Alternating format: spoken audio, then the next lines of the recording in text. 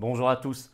La Nouvelle-Calédonie, pour la troisième fois consécutive, a fait le choix de rester dans la France. Normalement, c'est définitif. Mais attention, Macron, sa clique, tous les mondialistes, tous les européistes et leurs idiots utiles, je vais y revenir, ont probablement déjà négocié avec la Chine. Et ne sont pas forcément du tout satisfaits. Soit ils le disent, soit ils le cachent, mais ils ne sont pas satisfaits forcément de ce résultat. Mais je vais y revenir quand même. Est-ce qu'il est légitime ce résultat malgré le boycott des chefs indépendantistes, etc., etc. On va répondre à toutes ces questions.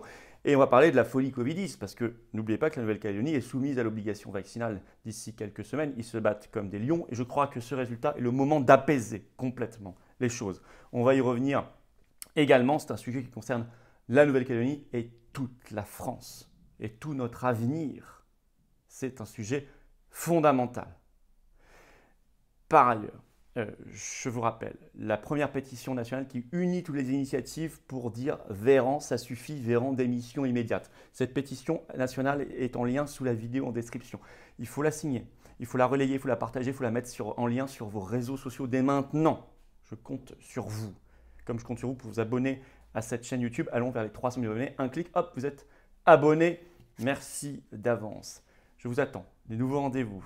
Très important, samedi 18 décembre, à quelques jours de Noël, dans une ambiance formidable. Et ça va être fort, très très fort. Rendez-vous samedi 18 décembre à Paris pour un cortège monstre, national, unitaire bien sûr.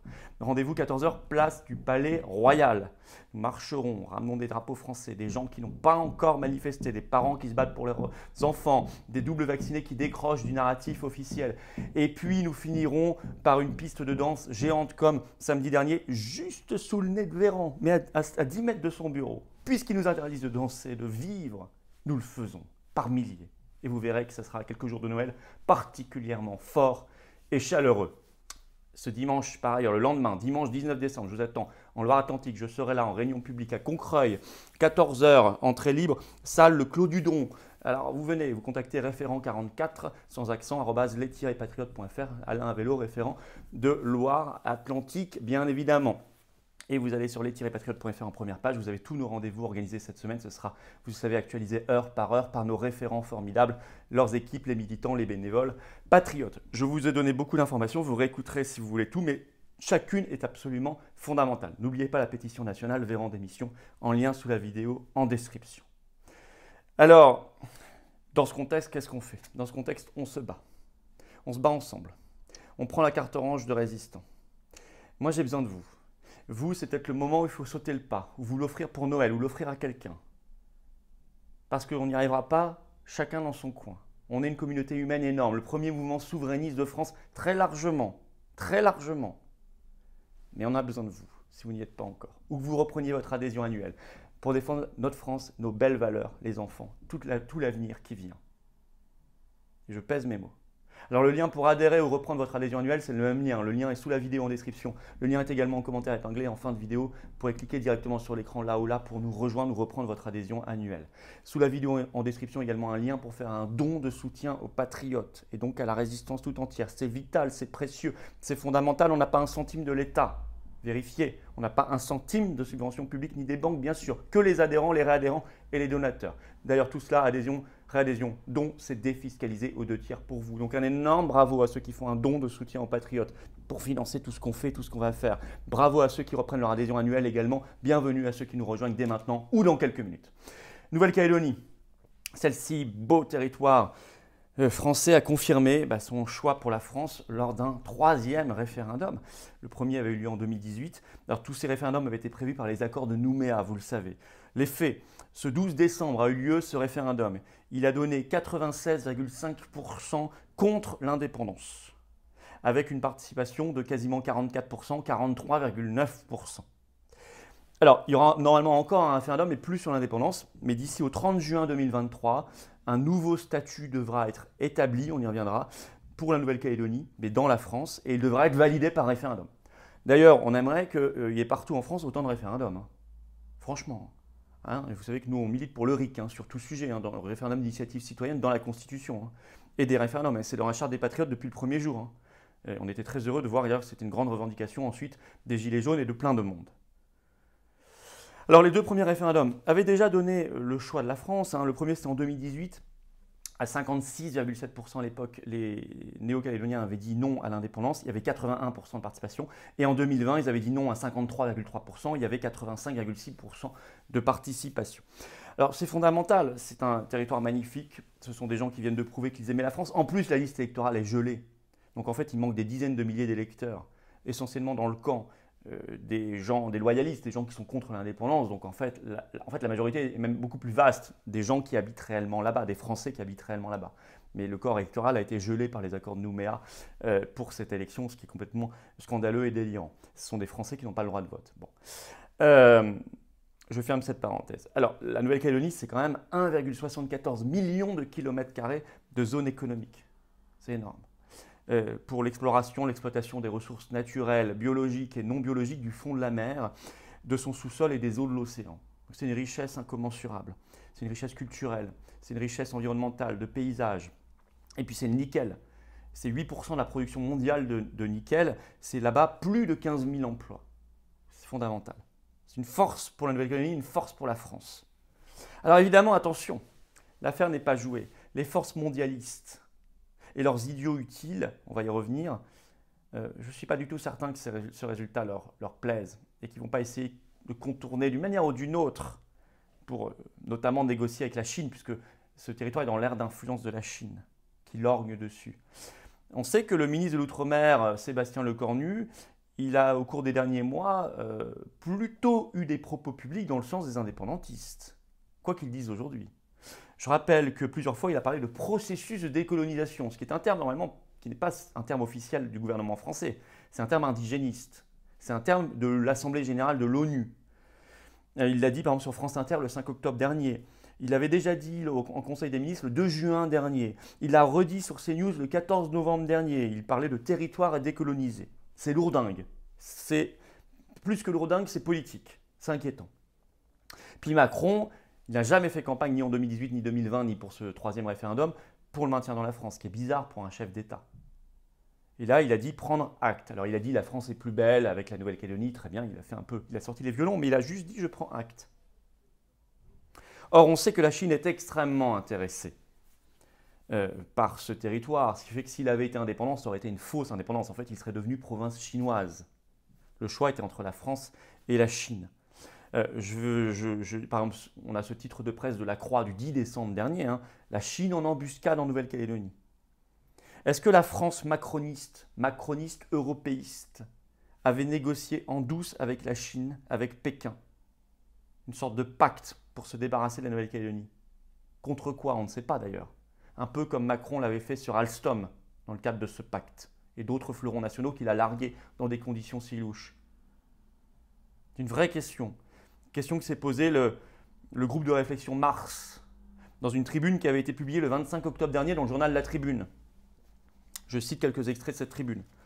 Donc c'était avant le troisième référendum, 25 octobre dernier, je cite. Et voilà qu'un troisième référendum, demandé par la minorité indépendantiste, est organisé pour décembre 2021. Je cite toujours. Toute la politique étrangère de la France est en effet orientée vers l'intégration européenne, que l'on interprète aux antipodes comme un retrait progressif de la zone Indo-Pacifique. Cette tribune parlait de l'insoutenable légèreté de Paris. Légèreté seulement ou plus que ça? Pacte. Ça, c'est une affaire à suivre dans les mois et les années qui viennent. Et puis, il y a une pression de l'Union européenne pour recentrer la France sur un simple district sur le continent européen, puisque l'Union européenne considère officiellement l'outre-mer français comme des RUP, régions ultra-périphériques. C'est très méprisant, ultra-périphériques. Et puis, il y a tous les idiots utiles de ces causes-là, cette cause européiste, mondialiste, macroniste, qui se sont exprimés contre ce vote, pourtant démocratique. Ainsi Mélenchon, qui a déclaré ce 12 décembre, après les résultats du référendum sur France Inter, je le cite, « Le résultat en Nouvelle-Calédonie n'est pas légitime. Les indépendantistes ne participaient pas à ce référendum. » On va revenir sur cet argument-là, vous allez voir. Ou bien Sandrine Rousseau, de chez EELV, Les Verts, donc qui est une indigéniste, vraiment très antinationale, assumée, quoi, très assumée. Et en même temps, évidemment, européiste, ça va ensemble, et covidiste, qui a fait un tweet le 12 décembre, je cite Sandrine Rousseau, le scrutin en Nouvelle-Calédonie ne veut rien dire si les indépendantistes n'y ont pas participé, simple. Fin de citation. Je dirais même un peu simpliste, plus que simple. Bon. Alors, est-ce que cet argument est tient? Non. Parce que déjà, il n'y a jamais eu de vote contraire. Je rappelle qu'il y a eu 2 votes avant, je vous les ai rappelés, en 2018-2020. Donc le troisième, il va dans le même sens. Donc on ne peut pas dire c'est une fois l'un, une fois l'autre. Non, non, ça a été très clair. Ça a été très clair. Il n'y a jamais eu de vote contraire. Qui a réclamé ce référendum, le troisième? Uniquement les indépendantistes. C'est les seuls à l'avoir réclamé. Et là, les chefs indépendantistes, quelques semaines avant, dit on boycotte. À cause du Covid, à cause de l'épidémie. Décidément, le Covid a bon dos. Moi, je pense surtout qu'ils ont décidé de rester au vestiaire parce qu'ils savaient que le match était déjà perdu d'avance pour eux. Et donc, ce n'est pas très courageux surtout. C'est un peu trop facile. Quant à l'argument du Covid, moi j'ai regardé la réalité de l'épidémie en Nouvelle-Calédonie. Le pic a été atteint le 22 septembre dernier, il y a longtemps. 22 septembre. Depuis début novembre, vous regarderez les chiffres officiels en Nouvelle-Calédonie, il y a quasiment 0 mort en Nouvelle-Calédonie du fait du Covid. Depuis début novembre, ça faisait 1 mois et demi. Donc drôle d'argument. Par ailleurs, la participation finalement s'établit à 44%. Est-ce que c'est tant que ça un scandale? Je rappelle qu'aux dernières régionales en France, en juin dernier, il y avait 34% de participation, 10 points de moins. Pareil au départemental, 34%, 10 points de moins. Je rappelle qu'en mars 2020, au municipal en France, il y a eu 41,6% de participation, 3 points de moins. Et ce qu'on a dit, ça annule le vote, ça veut dire que non, on n'a rien dit. Donc les arguments ne tiennent pas. Alors, fondamentalement, comme enseignement de cette affaire, c'est une bonne nouvelle. Évidemment, c'est une nouvelle qui déçoit les européistes, les partisans de l'OTAN, les atlantistes, les covidistes, les mondialistes, qui veulent une petite France rabougrie sous domination oligarchique européiste, sous tutelle, réduite à un petit district sur le continent européen. Donc c'est une bonne nouvelle. Et ça permet un projet mondial pour la France, avec tous ses territoires, tous ses habitants, tous nos compatriotes, qu'il faut traiter avec respect, dignité, à égalité. J'insiste. Ça donne des eaux territoriales magnifiques à la France, 12 millions de kilomètres carrés. Deuxième puissance mondiale, presque à égalité avec les États-Unis là-dessus. Mais c'est vrai que ça doit nous pousser, profitons de ce moment, pour désenclaver l'outre-mer. Le mettre vraiment, le valoriser, le mettre vraiment dans la France, dans un projet national magnifique. D'ailleurs, il faudrait que ce nouveau statut de la Nouvelle-Calédonie qui doit être négocié et approuvé par référendum soit finalement un statut plus intégré dans la France. Ce cri d'amour pour la France soit entendu. Évidemment, ce projet-là, c'est l'inverse du projet de l'Union européenne qui les considère comme ultra-périphériques, je vous l'ai dit. Donc le Frexit, quitter l'Union européenne, sera une chance aussi pour tous les territoires d'outre-mer. Ils ne seront plus ultra-périphériques, ils seront ultra-centraux. Profitons aussi de ce moment-là, qui doit réunir tout le monde pour mettre fin à la folie covidiste, en particulier en Nouvelle-Calédonie. Arrêtons, revenons sur l'obligation vaccinale Covid, laissons la liberté, arrêtons l'oppression. Que toutes les forces de liberté souverainiste, politique, associative entendent ce message et se battent pour cela. Nous avons beaucoup d'adhérents en Nouvelle-Calédonie, vous êtes les bienvenus si vous ne l'êtes pas encore. Et partout en Outre-mer et partout en France, et partout dans le monde d'ailleurs, on a beaucoup d'adhérents aussi dans les pays étrangers. Attention, surveillons la volonté de trahir la France par rapport à la Chine de tous ces dirigeants covidistes, européistes, mondialistes, macronistes. Attention au pacte de trahison. Surveillons tout ça, renforçons la pression. Je voulais vous parler de tout ça.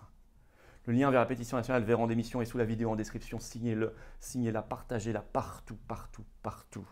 Abonnez-vous à cette chaîne YouTube. Un clic, vous êtes abonné. Hop, 300 000 abonnés sur la chaîne, c'est formidable. Je vous attends. Samedi 18 décembre, 14h, rendez-vous à Paris, place du Palais Royal. Et on finit par une piste de danse géante sous les fenêtres de Véran, puisqu'on n'a pas le droit de danser. On va faire un pied de nez énorme. Dimanche 19 décembre, je suis à Concreuil, en Loire-Atlantique. Dès 14h, entrée libre, salle, le Clos du Don. Et puis venez. Venez maintenant, patriotes. Venez dans cette dynamique orange qui est une dynamique populaire française, humaine, magnifique, superbe. La politique avec un P majuscule au sens noble du terme. Le lien pour adhérer ou reprendre votre adhésion annuelle aux Patriotes se trouve sous la vidéo en description. Il se trouve également en commentaire épinglé. Regardez, il se trouve là ou là en cliquant directement sur l'écran. Et puis sous la vidéo en description également un lien pour faire un don de soutien aux Patriotes, à toutes leurs actions qui coûtent cher. On n'a pas un centime de l'État. Adhésion, réadhésion, don, c'est défiscalisé à 67%, aux 2 tiers pour vous. Bienvenue d'avance à ceux qui nous rejoignent maintenant.